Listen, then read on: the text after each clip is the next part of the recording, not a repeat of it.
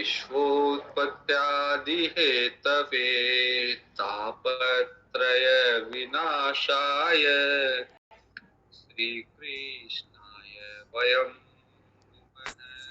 कृष्णं नारायणं वन्दे कृष्णं वन्दे जगत्प्रियं कृष्णं द्वैपायनं वन्दे कृष्णं वन्दे वृथासुतम्। श्रीमद् भागवत महापुराण के तृतीय स्कंद, तृतीय स्कंद का नाम है, प्रथम स्कंद का नाम है अधिकारी स्कंद, द्वितीय स्कंद का नाम है साधना स्कंद और तृतीय स्कंद का नाम है सर्ग स्कंद। सर्ग और फिर चतुर्थ का होगा विसर्ग। सर्ग और विसर्ग में अंतर यह है कि ब्रह्मा जी की जो सृष्टि है वो है सर्ग, और ब्रह्मा जी के बाद में जो मैथुनी सृष्टि प्रारंभ हुई मनुष्य के द्वारा वो है विसर्ग। तो इसलिए तृतीय स्कंद में पहले मैत्रेय ऋषि, उद्धव जी और मैत्रेय ऋषि का, विदुर जी और मैत्रेय ऋषि का संवाद है, जिसमें पहले सृष्टि का क्रम बताया गया है कि कैसे ब्रह्मा जी की उत्पत्ति हुई, क्योंकि ये सर्ग चल रहा है, ब्रह्मा जी से उत्पन्न हुई सृष्टि का वर्णन है।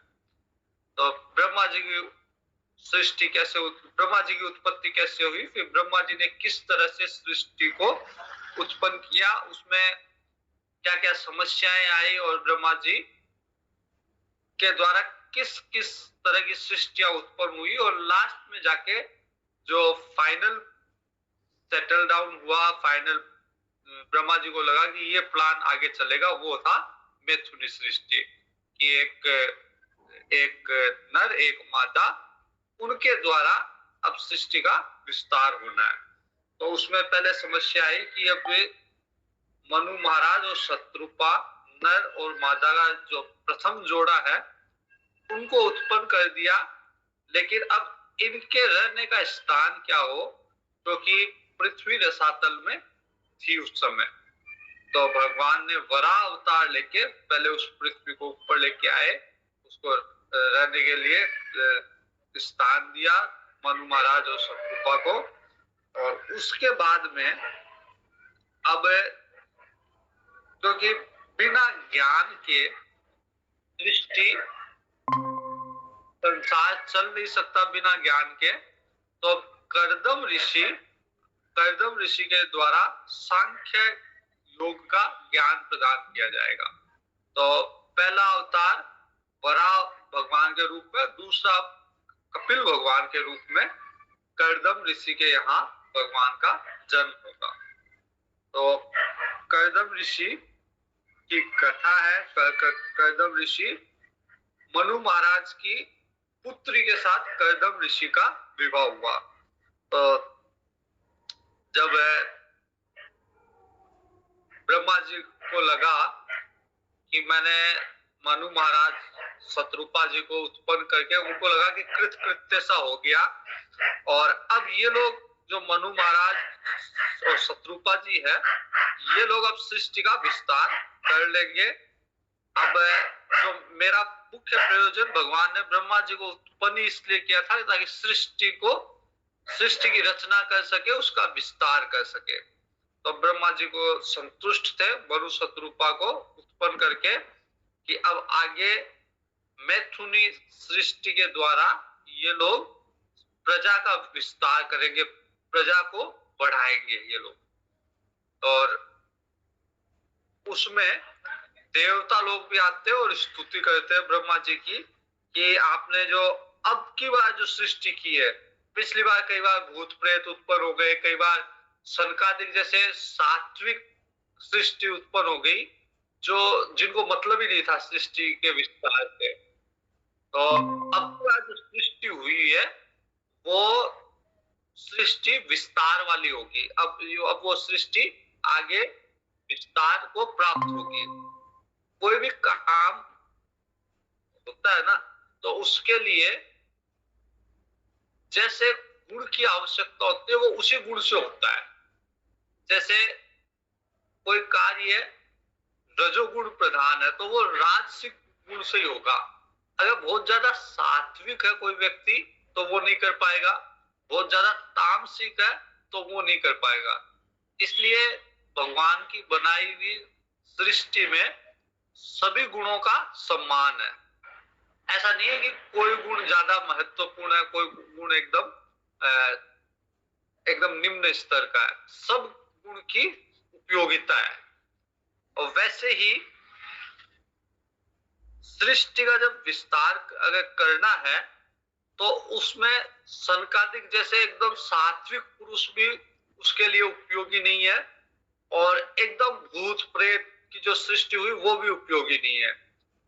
उस विस्तार के लिए मनु और शत्रुपा इनकी जोड़ी उपयुक्त मानी, और देवता लोग आके स्तुति करते हैं ब्रह्मा जी की, कहते हैं कि आपने अब की बार जो आपने सृष्टि बनाई है मनु शत्रुपा के रूप में, ये अपना भी विस्तार करेगी ये सृष्टि, और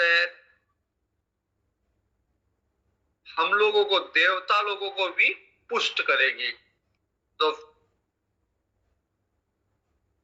इंद्रिय संयम पूर्वक तप विद्या योग समाधि से संपन्न ब्रह्मा जी ने अपने और संतानों को ऋषि को उत्पन्न किया। अब कर्दम जी तपस्या करते हैं और भगवान का वरदान प्राप्त करते हैं। विदुर जी कहते हैं कि मनु महाराज जो थे उनके द्वारा सृष्टि का विस्तार हुआ। आप वो कथा मेरे को विस्तार से बताइए कि मनु महाराज ने कैसे सृष्टि का विस्तार किया। तो मनु महाराज के 2 पुत्र हुए। पूरे भागवत में उन 2 पुत्रों की वंशावली है 9वें स्कंद तक। 90 के बाद में 9वें स्कंद में फिर अलग अलग राजाओं की वंशावली आएगी, और 10वें चंद्रवंश की आएगी, 10वें सूर्यवंश की आएगी, और 10वें स्कंद में चंद्रवंश। उसके पहले जो 8 स्कंद तक है वो या तो प्रियव्रत और या उत्तानपाद, ये दोनों मनु महाराज के पुत्र हैं। प्रियव्रत और उत्तानपाद इनकी वंशावली है।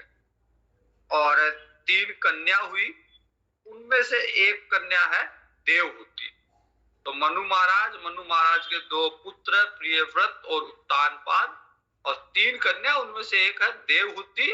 देवहूति का विवाह कर्दम ऋषि के यहाँ हो रहा है, और इनसे देवहूति और कर्दम ऋषि से कपिल भगवान का जन्म होगा। तो देवहूति जो थी मनु महाराज की पुत्री, वो बहुत तपस्विनी थी, यम नियम का पालन करती थी। और अब मैत्रेय ऋषि कहते हैं कि जब ब्रह्मा जी ने कर्दम ऋषि को आज्ञा दी कि अब तुम भी संतान उत्पत्ति करो। जो ब्रह्मा जी की ऋषि उत्पत्ति है उसमें से कर्दम ऋषि है, मतलब ऋषि पुत्र में से कर्दम जी है। तो उनको कहा कि अब आप भी सृष्टि का विस्तार करो। तो कर्दम ऋषि भी 10,000 साल तक उन्होंने सरस्वती जी के तट पे जाके तपस्या की, क्योंकि कोई भी काम करना है उसके लिए पहले तपस्या की आवश्यकता हो, तप की आवश्यकता होती है। तो कर्दम ऋषि ने 10,000 वर्ष तक सरस्वती जी के तट पे बैठ के तपस्या की, भगवान की आराधना की, और भगवान ने कर्दम ऋषि को दर्शन दिए। भगवान अपने चतुर्भुज रूप में आए, शंख चक्र गदा आयुध लेके, और कर्दम ऋषि ने खूब बढ़िया से भगवान का स्वागत किया। बड़ा हर्ष हुआ कर्दम ऋषि को, साष्टांग प्रणाम किया कर्दम ऋषि ने भगवान को, और फिर स्तुति की भगवान की।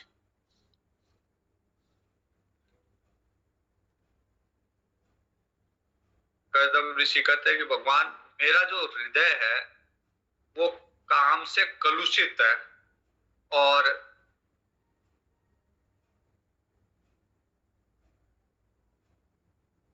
इसलिए अब मेरी भी इच्छा हो रही है कि मैं भी किसी कन्या से विवाह करूं, क्योंकि मेरे हृदय में काम उत्पन्न हो गया। क्योंकि सृष्टि का अगर विस्तार करना है तो काम को उत्पन्न करना ही होगा। बिना काम की उत्पत्ति के सृष्टि का विस्तार नहीं हो सकता। भगवत गीता में भगवान कहते हैं कि धर्म पूर्वक जो काम है वो मैं हूं। तो अगर काम भी संतान उत्पत्ति के लिए है तो वो गलत नहीं है, वो धर्म ही है वो। तो कर्दम ऋषि कहते हैं कि मेरा मन काम से कलुषित हो गया, तो गृहस्थ धर्म का पालन में सहायक हो ऐसी कन्या अगर मिले तो मैं उसके साथ विवाह करूं। भगवान कर्दम ऋषि कहते हैं कि आपके भक्त आपकी चरणों की छत्र छाया में रहना चाहते हैं। आपके गुणगान करने से उनको मादकता प्राप्त होती है, उनको नशा आपके गुणों का गुणगान करने में उनको नशा प्राप्त होता है। और लेकिन काल चक्र बड़ा प्रबल है।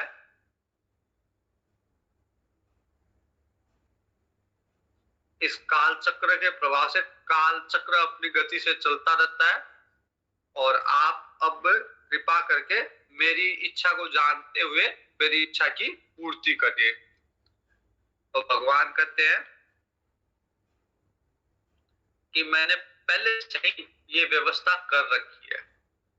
जो आपके मन में काम वेदना उत्पन्न हो रही है उसके लिए मैंने पहले से ही व्यवस्था आपकी कर रखी है। मनु महाराज को ब्रह्मा जी ने पहले कर रखा है, और मनु महाराज के यहाँ मनु महाराज की धर्मज्ञ धर्मपत्नी शत्रुपा से उनके यहाँ एक पुत्री उत्पन्न हुई है, और वो लोग आपके पास आएंगे, परसों आपसे मिलने के लिए आएंगे और उस कन्या का रिश्ता लेके आएंगे। कन्या आपके विवाह के योग्य है और आपको वो कन्या अर्पण करेंगे मनु महाराज। तो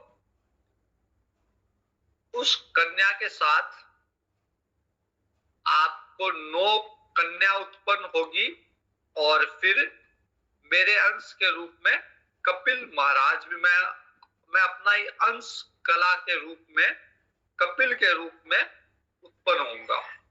तो कर्दम जी और देवहूति जी के गर्भ में भगवान कपिल के रूप में आएंगे, जिन्होंने सांख्य शास्त्र की रचना की। कहते हैं कि ये करके भगवान अपने लोक में चले गए, और कर्दम ऋषि बिंदुसार सरोवर में, सरस्वती नदी के तट पे है बिंदु सरोवर, वहां पे फिर कर्दम ऋषि जी तपस्या करने लग गए। और मनु महाराज तीसरे दिन मनु महाराज शत्रुपा जी को लेके स्वर्ण जड़ित रथ में सवार होके वहीं पे बिंदुसार सरोवर में आए और महर्षि कर्दम जी के आश्रम में आए।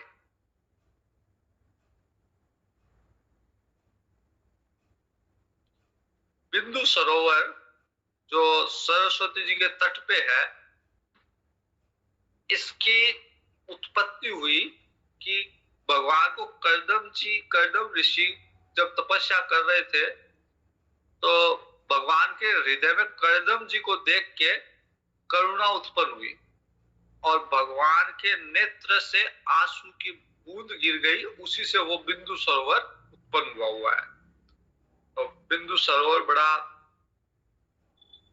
मनोहर सरोवर है, जिसमें बहुत सारे पक्षी मृग आदि सब, और आसपास बहुत सारे फल फूल आदि के वृक्ष है।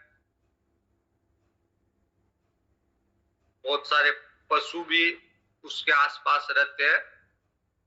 जंगल में बहुत ही सुंदर दृश्य है। कर्दम ऋषि अग्निहोत्र आदि से निवृत्त हो गए, उसी समय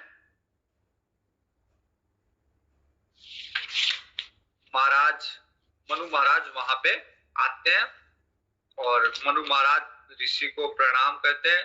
आतिथ्य कदम ऋषि आतिथ्य करते हैं और वो आतिथ्य स्वीकार करते हैं। फिर कदम ऋषि पूछते हैं कि महाराज आप आए हो, किस प्रयोजन से आए हो, मेरे लिए क्या आज्ञा है, जो भी आज्ञा होगी मैं सहर्ष स्वीकार करूंगा।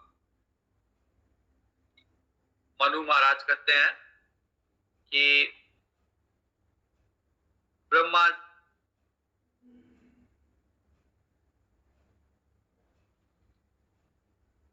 मनु महाराज कहते हैं कि मेरी एक कन्या है जो प्रियव्रत और उत्तानपाद की बहन है, अवस्था में, शील में, गुण में आपके योग्य है, तो आप कृपया करके उसे स्वीकार करें, उस कन्या को स्वीकार करें। मैं कन्या आपको समर्पित करता हूं, आप इसे स्वीकार करें। तो मनु महाराज के साथ कदम ऋषि विवाह के लिए तैयार हो गए, लेकिन उन्होंने एक शर्त रखी कि विवाह तो ठीक है, मैं भी विवाह करना चाहता हूं और आपकी कन्या सब प्रकार से योग्य है और हम दोनों के मध्य ब्राह्म विधि से विवाह होगा। विवाह की कई विधियां हैं, किस किस तरह से विवाह, विवाह, ब्राह्म विवाह, आर्ष विवाह, प्राजापत्य विवाह, असुर विवाह, गंधर्व विवाह, राक्षस विवाह, पिशाच विवाह, ये विवाहों की विधि है, जिसमें ब्राह्म विवाह की विधि जिसके अनुसार पिता योग्य वर को देख के कन्यादान करे, ये सबसे उत्तम विवाह है। बाकी गंधर्व विवाह, हरण करके लाना, या पिशाच विवाह, बिना किसी रीति रिवाज के समागम करना, ये सब चीजें हैं, लेकिन सबसे उत्तम विधि जिसमें पिता अपनी पुत्री के लिए योग्य विवाह देखकर और उसका कन्यादान करे, वो सबसे उत्तम विवाह है। उस विधि से विवाह होना उचित होगा। कदम ऋषि कहते हैं कि उस विधि से विवाह होना उत्तम होगा। और मेरी शर्त ये है कि मैं विवाह केवल संतान उत्पत्ति के लिए करूंगा और उसके बाद में फिर मैं संन्यास धर्म को स्वीकार करूंगा। मैं आपकी साध्वी कन्या को अवश्य स्वीकार करूंगा, लेकिन शर्त यह है कि भगवान के बताए हुए संन्यास प्रदान, हिंसा रहित, सम दम धर्म का पालन, इनको मैं अधिक महत्व देता हूं। गृहस्थ जीवन में प्रवेश करने के बाद भी जो संन्यास का धर्म है, जिसमें कोई हिंसा नहीं है, यम नियमों का पालन है, उसको मैं अधिक महत्व दूंगा।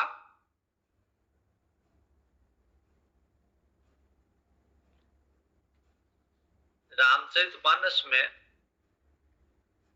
कई प्रसंग ऐसे आते हैं जिसमें, जैसे मंदोदरी है, वो रावण को समझाती है कि अंत समय में राजा को, कितना ही बड़ा राजा हो, उसको संन्यास लेना चाहिए।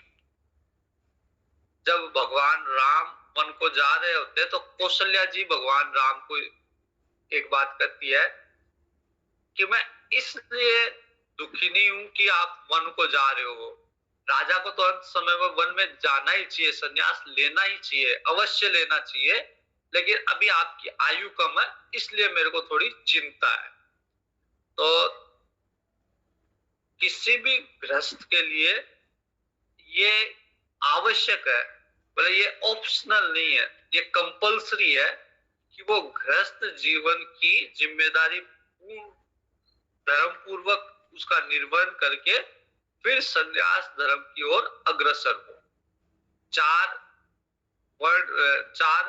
आश्रम व्यवस्था में ब्रह्मचर्य, फिर गृहस्थ, फिर वानप्रस्थ और फिर सन्यास।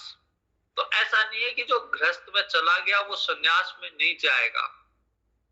वैदिक परंपरा के हिसाब से गृहस्थ वाला भी सन्यास में जाएगा।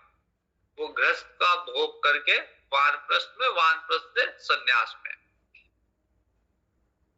अर्थात मृत्यु के पूर्व वो अपनी सभी प्रकार की इंद्रियों को नियंत्रण में करके पूर्ण रूप से अपने आप को भगवान को समर्पित कर देगा। कर्दम ऋषि ने यही बात मनु महाराज को कही कि मैं गृहस्थ आश्रम में प्रवेश अवश्य कर रहा हूं, लेकिन मैं केवल पशुओं की तरह उस गृहस्थ आश्रम को भोगता नहीं रहूंगा, संतान उत्पत्ति करूंगा और संन्यास मार्ग की तरफ अग्रसर हो जाऊंगा।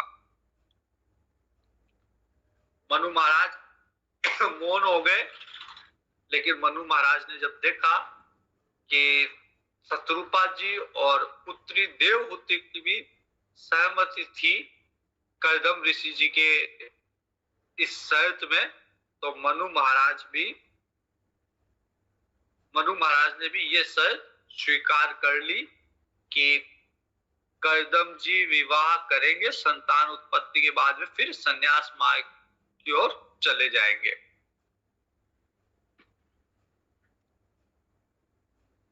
और प्रसन्नता पूर्वक मनु महाराज ने कन्यादान किया कर्दम ऋषि को, और फिर गृहस्थ के लिए जो आवश्यक वस्तुएं थी गृहस्थाश्रम के लिए वो दहेज में प्रदान की, और मनु महाराज कन्यादान देके निश्चित हो गए।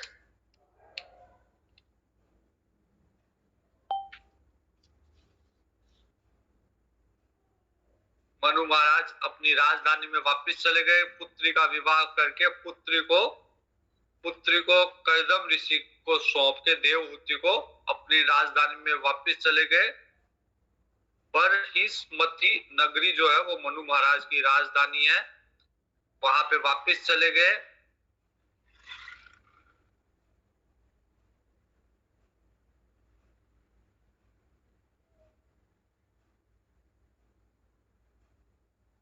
तो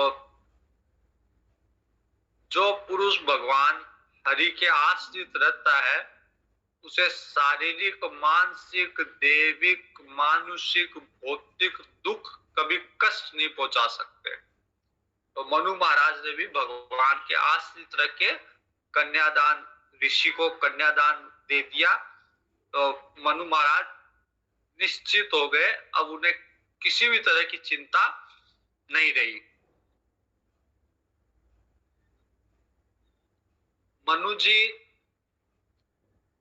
मनु जो होते हैं वो 14 मनु होते हैं।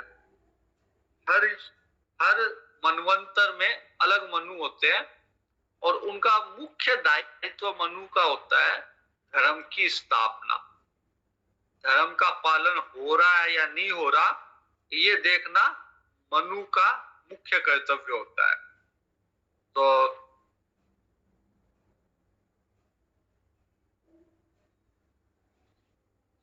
अब कर्दम ऋषि और देवहूति जी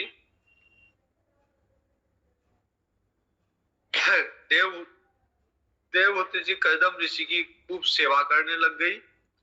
कर्दम ऋषि त्याग पूर्वक अपनी तप साधना में लगे रहे, और देवहूति जी काफी समय तक कर्दम ऋषि की सेवा में रही।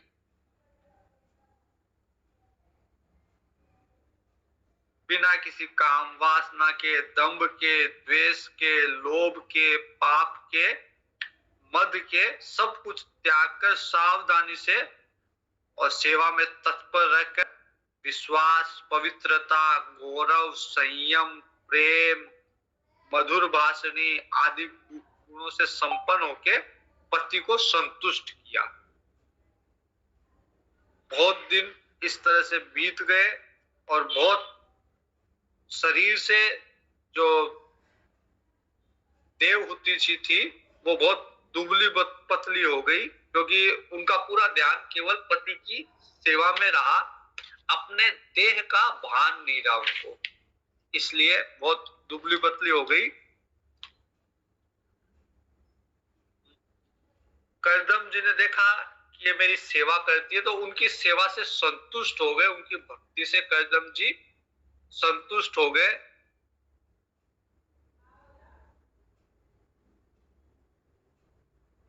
और करदम जी ने कहा कि आपने मेरी सेवा की है, तो मैंने जो तपस्या की है उसमें आपका भी अधिकार है, क्योंकि मैंने तपस्या की है, आपने मेरी सेवा के लिए की है, तो मुझे जो फल मिलेगा उसमें आपका भी अधिकार है।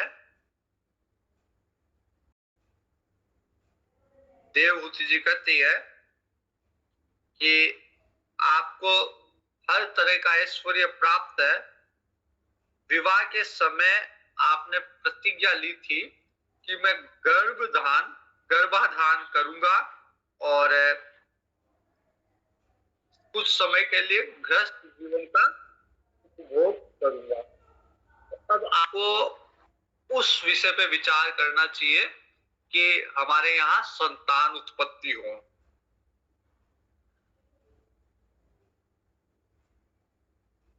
तो मनु महाराज ने करदम ने एक ऐसे विमान की रचना की जिसे कामुक विमान कहा गया, और उस विमान में बहुत ही सुंदर विमान को बनाया गया।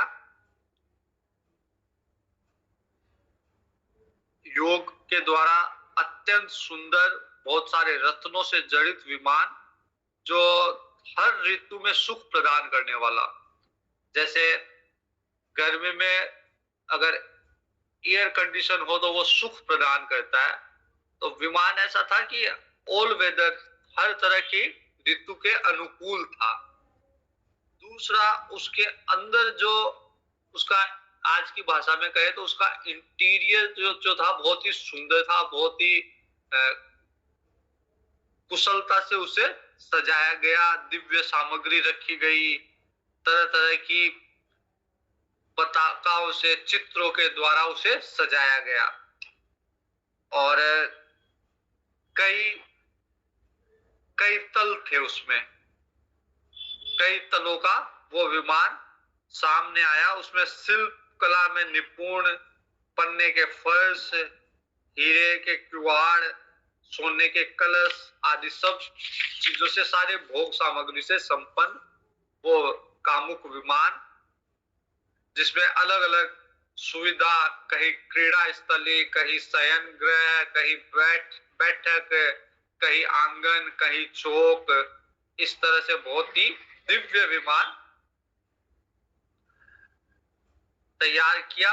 और क्योंकि देवहूति जी सेवा करते करते दुबली पतली हो गई थी, सुंदरता चली गई थी, तो अब करदम ऋषि कहते देवहूति जी को कि आप एक काम करो, जाके बिंदु सरोवर में स्नान करो और फिर आके विमान पे चढ़ जाना। तो जैसे ही बिंदु सरोवर में देवहूति जी स्नान करती है, देवहूति जी की सुंदरता वापस से निखर के आती है, और जो उनका दुबलापन था वो सारा हिस्ट पुष्ट हो जाती है, और आके पति के पास में विमान में सवार हो जाती है। तो विवाह के पूर्व जैसा रूप था उनका सुंदरता का, वैसा ही रूप पाके अपूर्व शोभा से संपन्न हो गई और बड़े प्रेम से विमान पे चढ़ गई।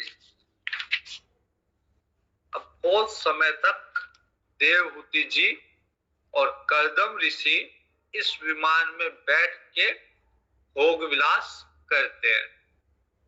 इस विमान में निवास करके दीर्घ काल तक घाटियों में विहार करते रहते हैं, और शीतल मंद सुगंध वायु चल रही है, देव वाद्य बज रहे हैं, भगवान ऐसी कोई सी वस्तु नहीं भगवान की उत्पन्न की हुई जो उस विमान में ना हो। फिर विहार करते करते अपनी प्रिया पत्नी के साथ कर्दम ऋषि आश्रम में लौट आए और अपने को 2 रूपों में विभक्त करके शुभ मुहूर्त में अपने के साथ समागम किया, जिससे 9 कन्याओं का जन्म हुआ। एक ही साथ देवहूति के एक ही साथ 9 कन्या उत्पन्न हुई। जैसे कन्या उत्पन्न हुई, अब कर्दम ऋषि संन्यास मार्ग की ओर जाने की इच्छा व्यक्त की। कर्दम ऋषि ने वन को जाना चाहते हैं, संन्यास आश्रम को ग्रहण करना चाहते हैं कर्दम ऋषि। तो देवहूति जी कहती है कि आपने जो प्रतिज्ञा की थी वो सब तो पूर्णतः निभा दी, लेकिन अब मैं आपके शरणागत हूं और मुझे अभय दान दीजिए। ये कन्या तो उत्पन्न हो गई 9, लेकिन अब इनका विवाह करना पड़ेगा, इनके लिए वर खोजना पड़ेगा, इनका विवाह आदि व्यवस्था करनी पड़ेगी। तो मैंने जो अब आपके साथ जो जीवन इंद्रिय सुख में, इंद्रिय भोग में जो व्यतीत किया है वो निरर्थक हो गया, क्योंकि मेरे को तो इनकी चिंता करनी पड़ेगी, 9 कन्याओं की।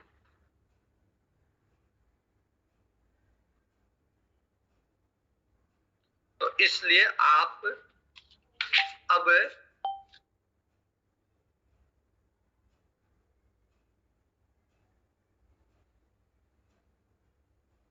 तो जो पुरुष केवल अपने कर्म से न तो धर्म का संपादन करते हैं, न वैराग्य उत्पन्न होता है, न भगवान की सेवा संपन्न होती है, वह पुरुष जीतते हुए मुर्दे के समान है। तो भगवान की माया से पुरुष को है कि वो गृहस्थ आश्रम प्रवेश किया, लेकिन अंत में वो उसको लगता कि मैं ठगा हुआ सा महसूस करता अपने आप को, और उसे कोई मुक्ति का साधन नहीं मिलता, वो उस गृहस्थ आश्रम से बाहर नहीं निकल पाता। कर्दम ऋषि कहते हैं कि चिंता मत करो, आपकी सभी चिंताओं का समाधान अवश्य होगा और आपके गर्भ में भगवान विष्णु अपने अंश के रूप में आएंगे, जो कि आपको ज्ञान के द्वारा आपकी सभी चिंताओं का निराकरण करेंगे।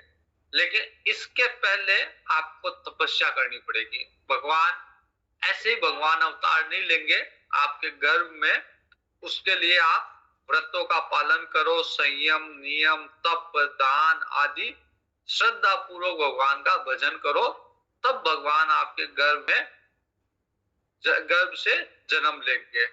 और फिर आपकी सभी चिंताओं का, जो आप गृहस्थी के संबंधित चिंताएं बता रही हो कि 9 कन्या हो गई, इनका विवाह करना पड़ेगा, इनके लिए वर देखने पड़ेंगे, ये सारी की सारी चिंता जो आप पछतावा कर रही हो कि आपके साथ मैंने जो भोग में समय बिताया वो व्यर्थ चला गया, निरर्थक चला गया, इन सभी चिंताओं का समाधान भगवान कपिल के रूप में अवतार लेके सांख्य शास्त्र के द्वारा करेंगे।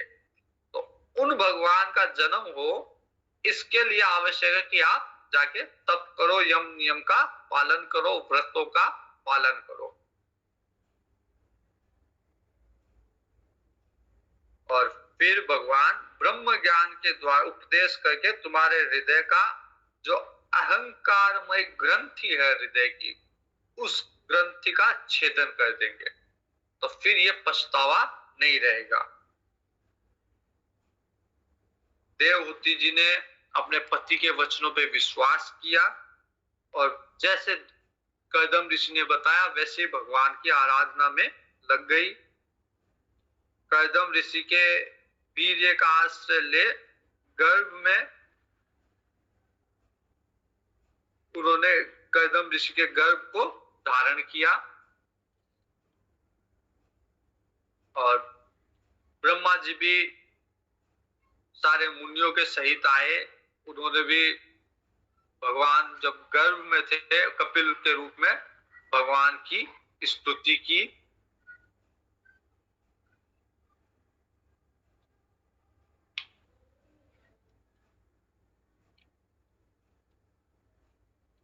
और भगवान नारायण ही योग माया से कपिल के रूप में अवतीर्ण हुए हैं।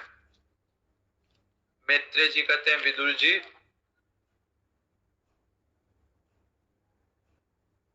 ब्रह्मा जी के कर्दम ऋषि ने अपनी जो कन्याएं थी उन कन्याओं का जो ब्रह्मा जी के अन्य ऋषि पुत्र थे उनके साथ विधि पूर्वक विवाह कर दिया और अपनी कन्या कला नाम की जो कन्या थी उसका मरीचि ऋषि के साथ, अनुसुईया का अत्रि ऋषि के साथ, श्रद्धा का अंगिरा ऋषि के साथ, हवीरभू का पुलस्त्य ऋषि को समर्पित कर दिया।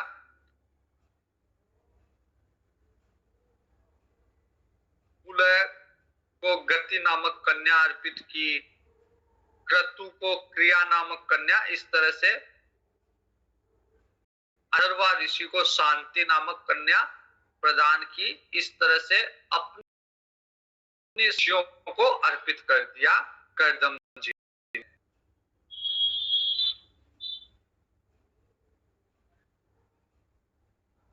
और अब कर्दम जी ने देखा कि भगवान श्री हरि ही कपिल के रूप में, भगवान कपिल के रूप में उन्हीं के यहाँ अवतार ले रहे हैं। तो उनके पास एकांत में गए कर्दम ऋषि और एकांत में जाके कहते हैं, प्रणाम करके कहते हैं कि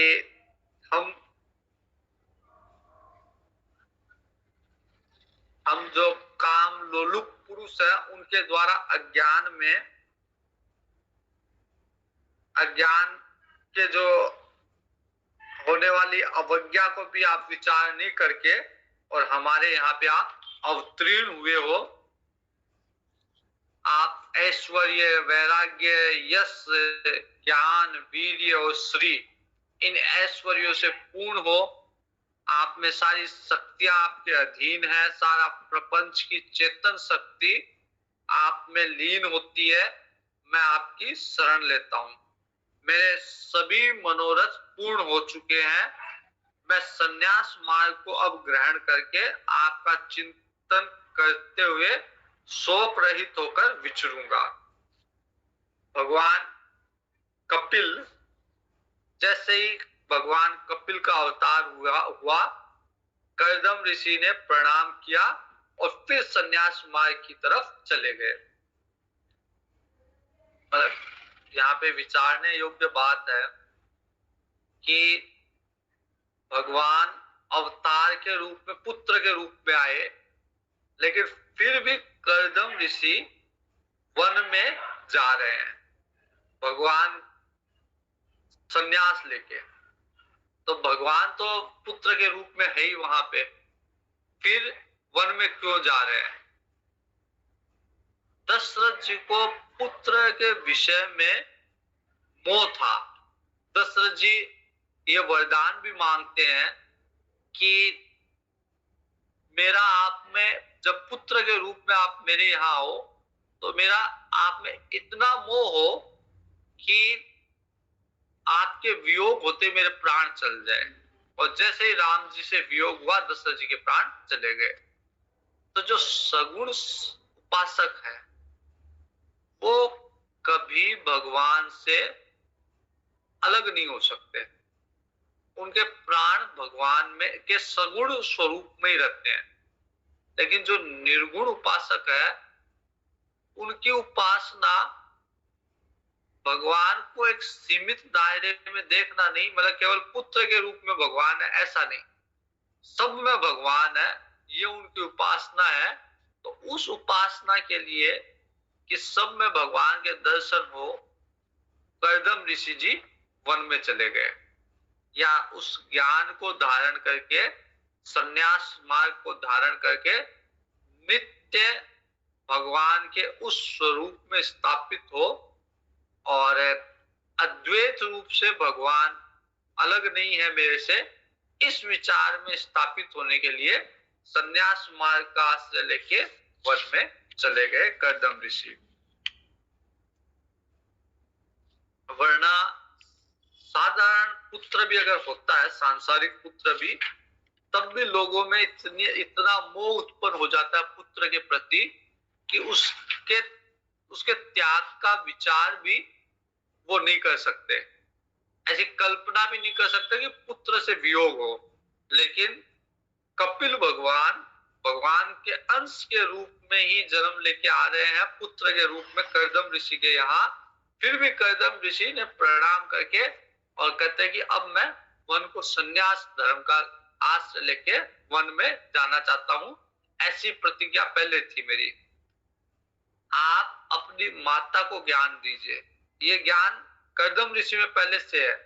तो कहते हैं कि सांख्य शास्त्र का जो उपदेश है अपनी माता देवहूति जी को दीजिए, और मैं अब वन में जाके उसी ज्ञान का निधिध्यासन करूंगा, उसी ज्ञान का मनन चिंतन करूंगा, अपने स्वरूप में स्थित रहूंगा।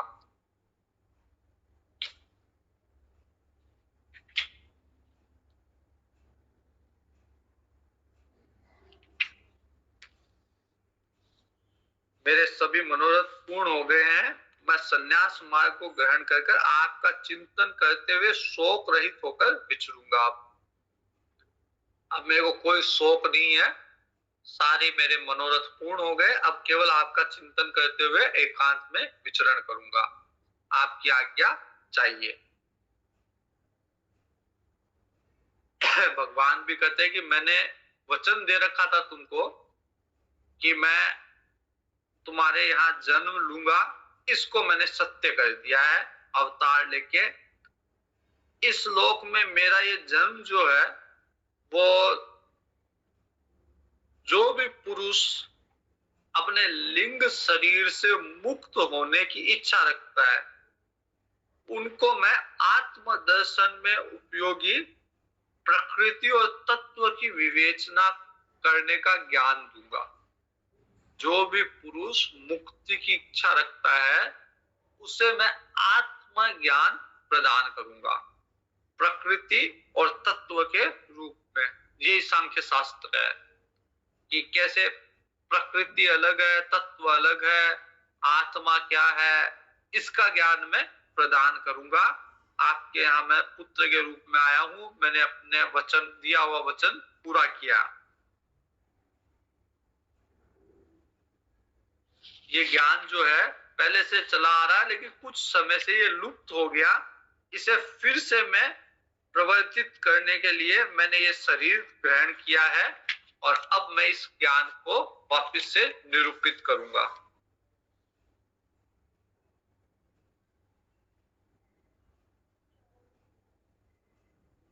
और भगवान कहते हैं कि अब मैं आज्ञा देता हूं कि आप संपूर्ण कर्म मुझ में अर्पित करके और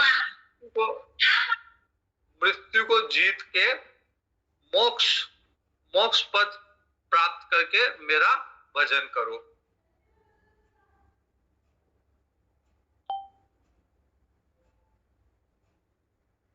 तो अभी तो क्या है कि भगवान जो है वो साकार रूप में है, बाहर है, पुत्र के रूप में ही है लेकिन बाहर है। कि भगवान वही भगवान कहते हैं कि जब आप मृत्यु पे विजय प्राप्त कर लोगे, आप अंदर ही मेरा दर्शन करोगे, आपके अंदर भी मैं ही हूं। लेकिन उस अंतर स्थित भगवान को दर्शन अभी नहीं कर पा रहे, लेकिन जब विवेक जागृत होगा, आपकी साधना बढ़ेगी, तब बढ़ेगा, तो आप मेरे को अंदर साक्षात्कार करोगे और हर प्रकार से शोक से निवृत्त होकर मोक्ष को प्राप्त करोगे।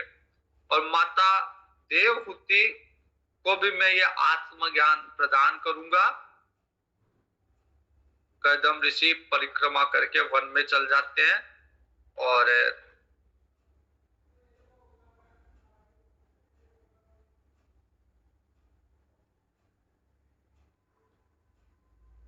वे अहंकार से, ममता से, सुख दुख से, इन द्वंद्वों से छूटकर समदर्शी स्वरूप को धारण करके, कोई भेद नहीं अब उनके मन में, अपने आत्मा को आत्मा में ही देखते हैं। उनकी बुद्धि अंतर्मुखी हो गई, शांत हो गई, सारे बंधनों से कर्दम ऋषि मुक्त हो गए। इच्छा द्वेष से रहित, सर्वत्र समबुद्धि, भक्ति, भगवत भक्ति से संपन्न होकर परम आनंद को प्राप्त हुए कर्दम ऋषि। अब कर्दम ऋषि तो मुक्त हो गए, लेकिन देवहूति जी के अभी भी प्रश्न है, देवहूति जी की अभी भी जिज्ञासा है, देवहूति जी का अभी भी अज्ञान है। तो उस ज्ञान अज्ञान को बोध भगवान कपिल करेंगे, अपनी माता को ज्ञान देंगे, और वही सांख्य शास्त्र है। तो आने वाले कुछ अध्यायों में उस सांख्य शास्त्र का वर्णन तृतीय स्कंद के अंत तक, अब सांख्य शास्त्र का वर्णन होगा, कपिल भगवान के द्वारा दिए हुए ज्ञान का वर्णन होगा, जिसे हम कल देखेंगे। पूर्णमद पूर्णमिदं पूर्णात् पूर्णमुदच्यते पूर्णस्य पूर्णमादाय पूर्णमेवा अवशिष्यते। ओम शांति शांति शांति। हरि